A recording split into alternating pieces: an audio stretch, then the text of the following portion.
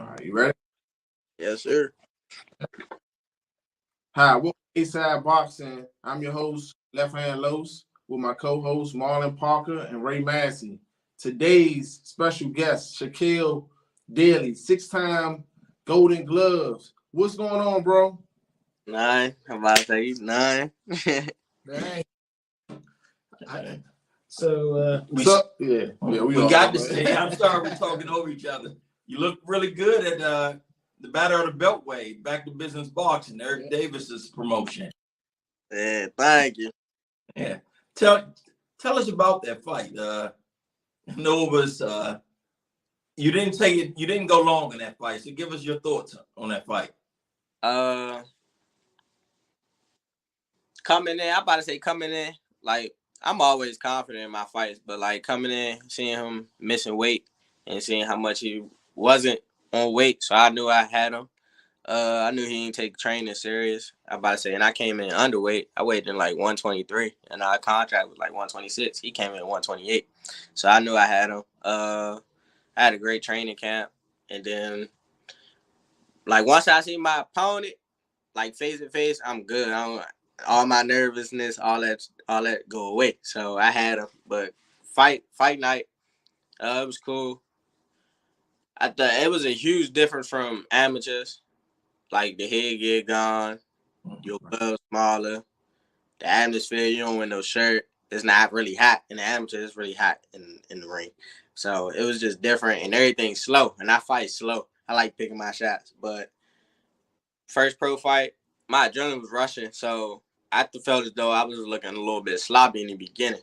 I was chasing them around. I wasn't really cutting the ring off using my angles and stuff. So I like the second half of the fight in the first round, I kind of like slowed down.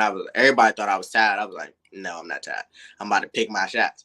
So that's when I just picked my shots, and I knew he was like, the way he was blocking, he was like protecting certain spots, and I knew he had opening. So I caught him, and it was a wrap after that. Yeah. You did have excellent performance, but tell us about the moments that led you up to this point.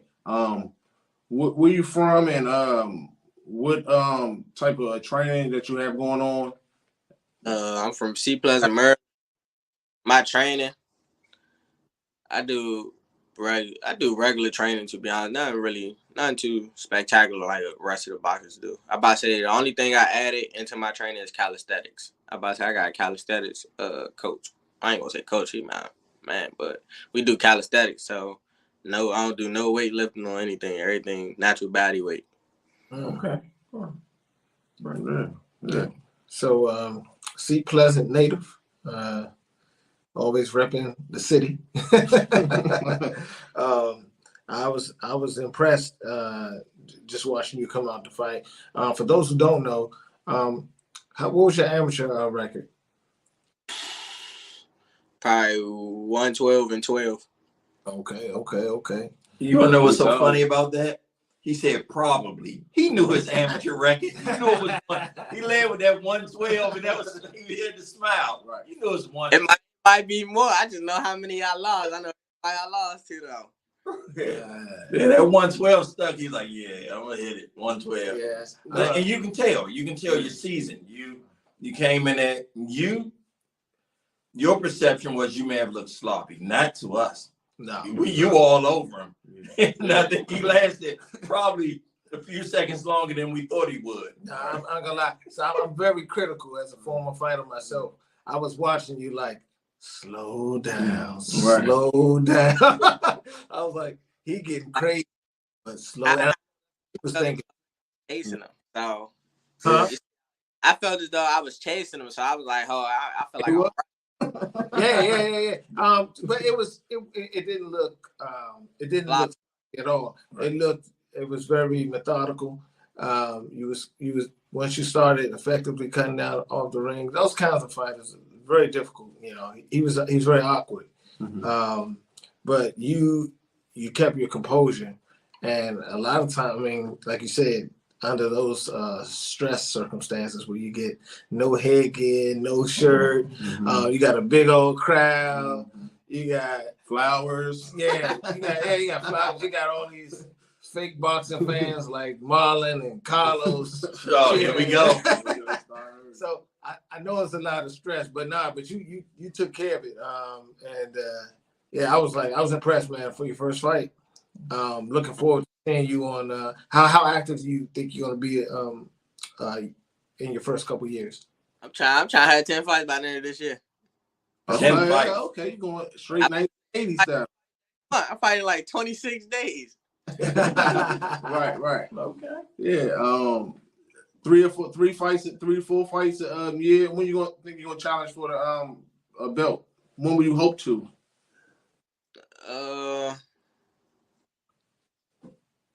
I'd say probably if my 10 fights go great and they throw me up there with the top guys, if I get a chance, I'd take it. I'm about to say, but I'm not gonna rush it. I'm about to say I could do like next year or 2025. Okay. These new fighters are they're testing the established norms. Where you used to get like back in the day, well, not too long ago. I'm not gonna say back in the day. I'm dating myself. Well, you're old. But I'm not old. But in the past, fighters have accumulated like 20, 25 fights, and then You don't need that. that's when they tried to make the league. But the current trend is a lot of the young stars coming out of the amateurs taking less build-up fighters and more challenging fighters, so they can actually propel themselves to championship level a lot quicker on an expedited timeline. Is that your formula? Yeah, that's my goal. I'm about to say I don't really want to keep having build-up fights because I was a top guy in the amateur, so a lot of people that too. So they can like he ain't really fight nobody, and I mean it's cool to do it in the beginning so you get used to it. But Lomachenko did the same thing. I think, like Ray was saying, like a lot of fighters that's coming out that was real good in the amateurs. They want to titles. establish themselves coming out because, I mean, you guys are talented. Now you got the jitters out from the first fight. What can we expect to see you do on this next upcoming fight? My next fight, I about to say I picked him because everybody was talking about my last fight. Everybody was like, yeah, he didn't really know what he was doing. So I'm like, all right. I picked a new opponent. He got all knockouts. So I'm about to show y'all something. Oh, really? It's supposed to be a step-up fight. That's in the waters early, huh? Yeah. Shakell, you've had over 100 amateur fights. Give me your funniest moment thus far. Funniest moment? Funniest? The amateurs? Yeah, in the ring. Oh, in the ring? Yeah. Let me see. When we ask fighters this, they all have to think about it, and they kind of laugh to themselves. Yeah. One I should say or I shouldn't say. Right. I say when I fought, it's a lot, but the funniest one was when I fought overseas in Ireland. I fought their Commonwealth champion, and like everybody was mad while we was fighting. And I was talking to him. I was like, "Y'all about to lose y'all money. Let me get a paycheck off of it." Everybody. I'm about to say that was the funniest moment. Golden Gloves was funny too. Really? Funny. What happened? I'm about to say when we went to nationals, everybody just be talking trash. Like everybody just be talking trash. It was like one person in my bracket, I forgot his name. He was talking trash, and then when he found out he had to fight me, like everything was so quiet. He was so focused. I was like, yeah, I'm definitely not none of them. So that was funny too. Did you have any? Who was your toughest competitor in the sport? I'm about to say, so out of my entire boxing career, only one person 5-0'd me, and that was Rasheem Jefferson, shawty from Philly. Oh, okay. Philly has some tough fighters. I'm about to say that fight. I'm about to say I took my hat off to him. That's my brother, boxing brother. I wasn't focused that fight, but he was the better man, so I don't really make excuses off of it. But he the only person on my entire career who really have unanimous decision me. Like 5-0, I ain't went around. What? No way. How long ago was this, man? 2016. 17 to 18. Once in a while to regain perspective. Yeah, every once in a while you got to take one. You know, it's better to take one in the amateurs than in the pros. Yeah, then in the pros. Right. But I say that happened. And Golden Glove. When I was in Nationals, my first year open, I lost the first day. I took that personal. And then bronze next time. He had to be good because I've seen you fight since you was like young, 16, and you was like similar, same dog. So he had to be pretty good competition. Yeah, he great competition. Shakell, the night before the fight, the weigh-in, I tried to get you to talk smack. Yeah, no, you held back. You held back on me. I said, okay, this guy's not gonna fall into. I can't bait him. Nah. People, you're already saying, okay, my next 10 fights. You already have in mind who you want. It's a pro out there, maybe two out there that you got in mind. Let them know that you're nipping at their heels. You gonna say the name? I'm not really nipping at nobody. Oh, no, come on, man. There's somebody out there you'll love to see in the pros. Now, once they say my name, then yeah. Once I top 10 denied, probably throw them out there. But right now, I'm not really geeking to fight nobody. But if they say your name, that's a quick ticket, right? Yeah, if they say my name, I'm cool with that. We can make get it going. All right, can't be mad with that, man. Who you model your style after? Like, who's one of your favorite fighters? You can hear me? Yeah, we got you. All right. Oh, let me put my phone on. Do not disturb. I'm model my style. It's different ways I fight certain different people. I say Pernell Whitaker, Floyd, and Shakell. I can see the Shakell. You're always on your fight on your toes. You're not flat-footed, and you don't waste punches. I see you're constantly a thinker in there, and that's a good thing. There were some really good fights this weekend. Did you get a chance to check out any of them? Of course. I'm about to say Keyshawn. That's what we got on. That's what I got on right now. Oh yes, sir. John, Troy, Kill. But yeah. So go ahead. Which fights did you enjoy? It was two major fights. Shakur fought last night, and Fundora fought last night. Did you see how both of those ended? Yeah, I'm about to say I watched Shakur fight. And Fundora, he fought the wrong fight.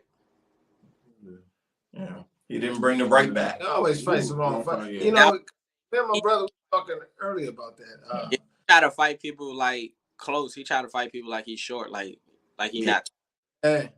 His offense is defense. So he fights. Carlos said he drew a parallel between him and Paul Williams. Like kind of tries to fight like Paul Williams, very long, but he fights like a short fighter.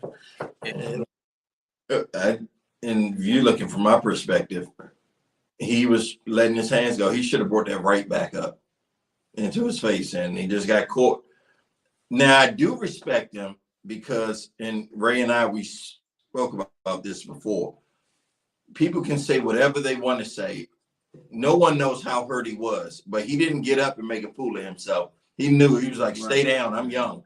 I'm not going to get up and flop all over the place. So people can talk smack, but sometimes you need to stay down. Yeah. What do you have, Shakell? I ain't never think about it that way. You have been knocked down. Exactly. Yeah. You know, we've seen so many great fighters get up and they, their legs aren't together and they end up getting taken down. What 30 seconds later? At some point, you need to start thinking about longevity. And if you take an L, you take an L. It's not going to help you. A lot of times, by the time you get up, they just confirm it and wave it off anyway. And you got a clip for the rest of your life that's out there. You got to stay down. So it's not like he wasn't competitive. It just, I'm not saying he was soft. He may have been hurt a lot more than anyone knew. He stayed down. Yeah. Mm-hmm. What about Shakell? Cool. I kind of knew. I didn't think he was gonna stop him because Shakell really power, but you don't need too much power. He precise with his shots and he know where to place his shots. That's all he do. Yeah. And after the dude got dropped the first time, his confidence went out the window. That's why I knew Shakell had him. Well, not only did he win every round, I think he won every second of every round. I mean, that fight wasn't even close. Yeah. That almost looked like a build-up. I mean, that one wasn't even close. Yeah. Not to say the guy was a bad fighter, but it's obvious Shakell's in a whole different stratosphere than other fighters in his weight class. Yeah, and the lightweight is stacked. So lightweight stacked. That 135 stacked. Stacked, dude. I mean, it used to be a time where you'd rather be a lightweight after watching those heavyweights, but right now I'd rather be a heavyweight if I was coming in the box. Because it's not too many heavyweights. It's not too many heavyweights or welterweights. Everybody in the lightweight division. Everybody's in the lightweight. What's going on in the lightweight? They paying y'all more money? Nah. It's just all the great fighters down there. It's a lot of speed there. It's a lot of power there. We got so many potentials. So I even saw a video today where it looked like Keyshawn was kind of hinting that he wanted a piece of Frank Martin. Yeah, I'm going Keyshawn. I'm going Keyshawn. I like all of them. These are matchups that I don't really want to see. I want to see him, but I don't. When you like a fighter, I just want this guy to stay away from this guy. I like them both. But like Earl Spence and Crawford, I like them both. I personally don't, because I like to predict the winner, but I really don't want to predict the winner of that fight, because I like them both. I like to see them. I'm going to be a fan. I'm not going to be a critic, a boxing critic of that fight. But if I was, and I was a betting man, I probably lean toward Crawford because he has. You said the right name. What if I said Spence? What was your defense?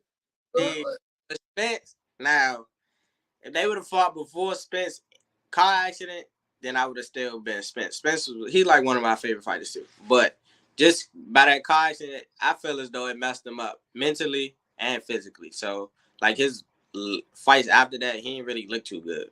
Like he get hit a lot now. And Terrence really stopped everybody at 147. That's what a lot of people don't understand. Child's different. I know Spence breaking eye sockets though. Yeah. But kill. That was before the accident. Nah, he broke. Ugas. That was Kell broke. Kell broke. Ugas too. He did break Ugas. He did break Ugas. Yeah, he did. Ugas ain't no slouch. Yeah, Ugas not. Yeah, I guess you could say. Yeah. It's not really too. You guys funny. No one wants to say it. Okay, all right. Yeah, I'm not gonna say it. It's not at 147, but I got Jerron Ennis beating all of them. Whoa! Right now. Yeah, right now. You got Jerron Ennis beating all the top one. Crawford. Hold up, I'm gonna name the names. Crawford. Yes. Spence. Yes. Ortiz. And who else is there? He gonna crash Ortiz. Okay. Hold up. No. Shakell just said something. Say that again. He gonna stop Ortiz. Oh. Whoa. Easy. We might have to bet money or a piece. We're gonna have to put something on that. We have to do something. I like Ortiz and I like Boots. I got him beating them, but stopping them, you gotta put your money. You gotta put something up on that. Time come, I'm gonna damn you. I'm gonna time. Hey, you gonna have to go to the ring with A-side boxing on your trunks, man. I'm cool with that too. It's something we gotta put something on the line right there. Fix this in. Yeah, I'm cool. I want to stray off the topic. So you got a fight coming up. Yeah. Tell us where it's gonna be at, and all the details. I fight May 6th, Sportsman Arena. That's where the Mystics play. I think the girl basketball players, I think they play there. Yeah, I fight May 6th, 26 days out. I got a week what everybody else calls a step up fight. So I got a step up fight. I'm gonna do that. I know you didn't want to give us prediction last time. You said it's gonna be another day in office.